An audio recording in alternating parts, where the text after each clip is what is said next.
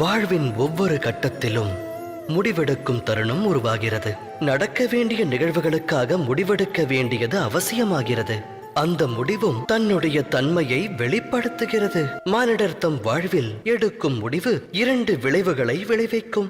நன்மையையும் உருவாக்கும், அது தீமையையும் வாரி வழங்கும்.